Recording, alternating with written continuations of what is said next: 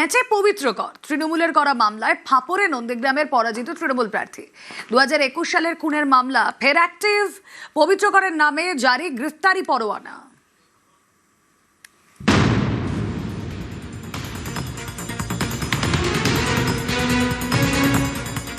তৃণমূলের করা মামলা, সেই মামলাতেই পেঁচে তৃণমূলের প্রার্থী।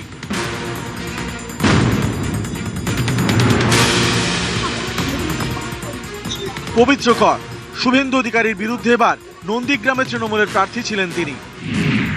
9665 ভোটে তৃণমূলের পবিত্রকে হারিয়ে দেন বিজেপির শুভেন্দু।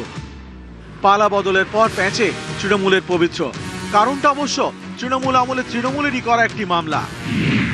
2021 সালে শুভেন্দু অধিকারীর হাত ধরে তৃণমূল থেকে বিজেপিতে যান পবিত্র। 21-এর ফল ঘোষণার পর নন্দীগ্রামে খুন হন তৃণমূল কর্মী রবীন্দ্রনাথ মান্না। পবিত্রকর তখন বিজেপি নেতা। এই তৃণমূল কর্মী খুনে তার নাম জড়ায়। প্রায় 8 মাস জেল খাটেন তিনি, পরে জামিন পেয়ে যান। এরপর হলদি নদী দিয়ে অনেক জল বয়ে গিয়েছে। বিজেপি ছেড়ে তৃণমূলে ফেরেন পবিত্রকর। তৃণমূলে ফিরেই নন্দীগ্রামের টিকিট, কিন্তু ভরাডুবি। এখন পবিত্রর মাথা ব্যথা 21-এ তৃণমূলের করা মামলা, যে মামলায় আগেই জেল খেটেছেন তিনি। আদালতে হাজিরা এড়ানোই 4 মের পর পবিত্র করের বিরুদ্ধে গ্রেপ্তার পরোয়ানা জারি করেছে হলদিয়া আদালত।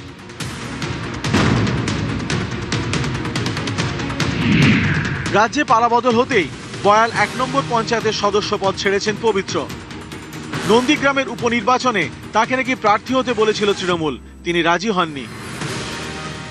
ভোটে দাঁড়াবেন আবার সুযোগ পেলে?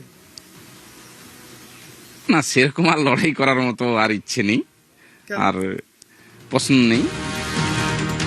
সপ্তাহখানেকের বেশি সময় ধরে পবিত্র কর ঘর ছাড়া। পূর্ব মেদিনীপুরের নন্দীগ্রাম থেকে সুজিত ভৌমিক, নিউজ 18 বাংলা।